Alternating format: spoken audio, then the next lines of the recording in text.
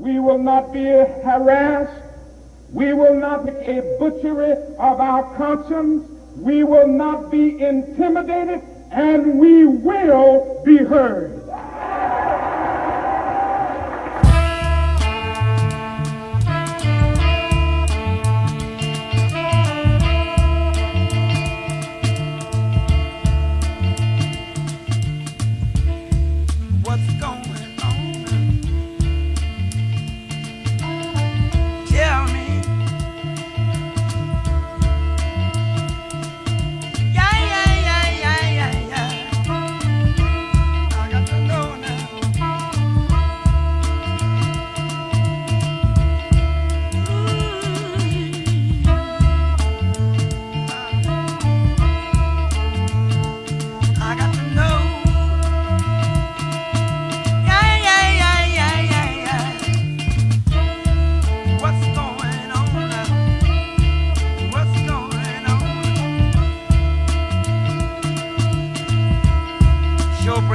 Pray it again, brothers.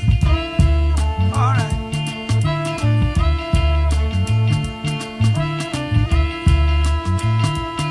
You know it shows a groove when you got your girl and you parked out in some dark spot 2 miles away from the park, deep in the woods.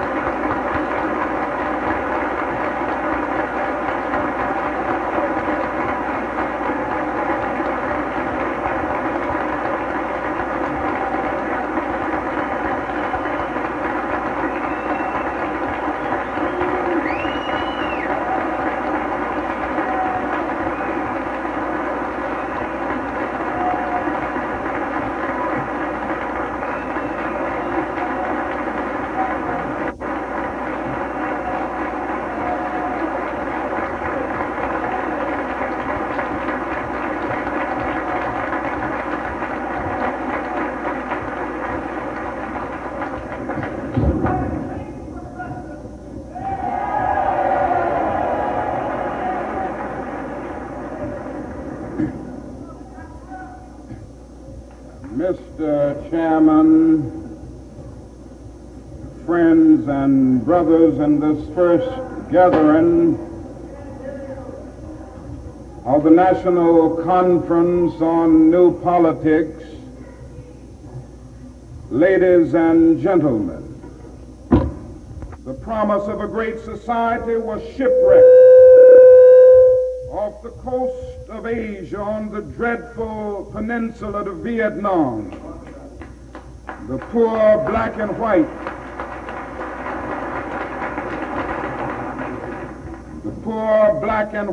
are still perishing on a lonely island of poverty in the midst of a vast ocean of material prosperity. What happens to a dream deferred? It leads to bewildering frustration and corroding bitterness. We hear today the rumbling of discontent is the thunder of disinherited masses rising from dungeons of oppression to the bright hills of freedom. All over the world, like a fever, freedom is spreading in the widest liberation movement in history. The great masses of people are determined to end the exploitation of their races and lands. And in one majestic chorus, they are singing in the words of our freedom song, "Ain't gonna let nobody turn us around."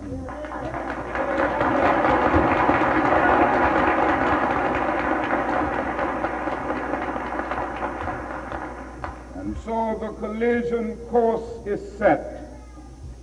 The people cry for freedom, and the Congress attempts to legislate repression. Millions, yes, billions, are appropriated for mass murder, but the most meager pittance of foreign aid for international development is crushed in the surge of reaction. Unemployment rages at a major depression level in the black ghettos. but the bipartisan response is an anti-riot bill rather than a serious poverty program.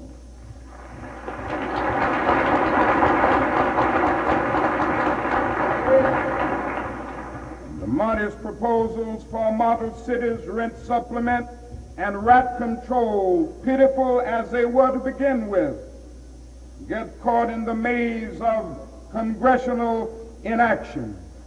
And I submit to you tonight that a Congress that proves to be more anti-Negro than anti-rat needs to be dismissed.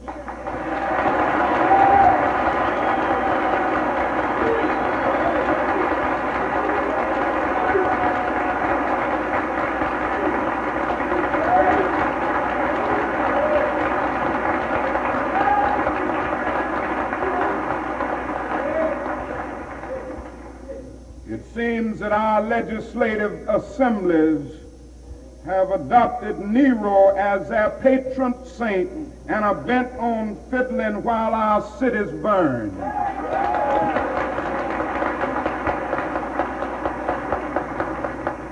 Even when the people persist and in the face of great obstacles develop indigenous leadership and self-help approaches to their problems, and finally tread the forest of bureaucracy to obtain existing government funds, the corrupt political order seeks to crush even this beginning of hope.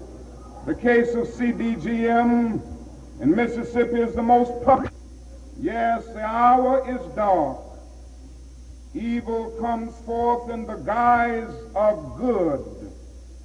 It is a time of double talk, when men in high places have a high blood pressure of deceptive rhetoric and an anemia of concrete performance.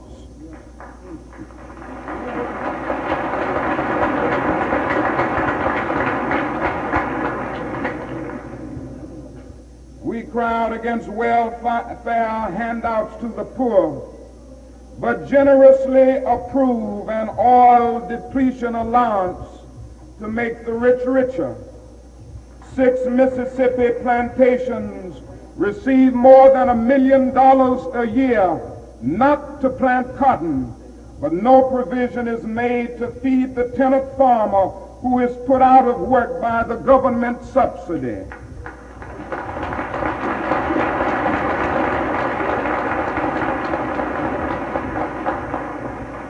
The crowning achievement in hypocrisy must go to those staunch Republicans and Democrats of the Midwest and West who were given land by our government when they came here as immigrants from Europe. They were given education through the land-grant colleges. They were provided with agricultural agents to keep them abreast of farming trends. They were granted low-interest loans to aid in the mechanization of their farms. And now that they have succeeded in becoming successful, they are paid not to farm.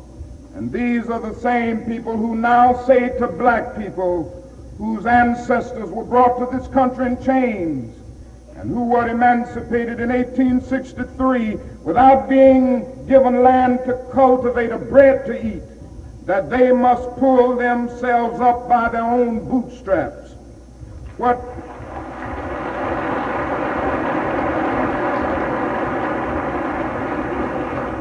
What they truly advocate is socialism for the rich and capitalism for the poor.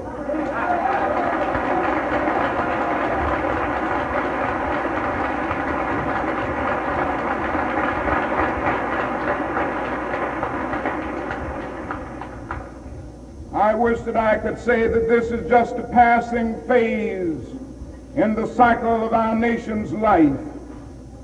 Certainly times of war, times of reaction throughout the society. But I suspect that we are now experiencing the coming to the surface of a triple-pronged sickness that has been lurking within our body politic from its very beginning. That is the sickness of racism, excessive materialism, and militarism. Not only is this our nation's dilemma, it is the plague of Western civilization. As early as 1906, this crucial period of history, we will not be intimidated and we will be heard.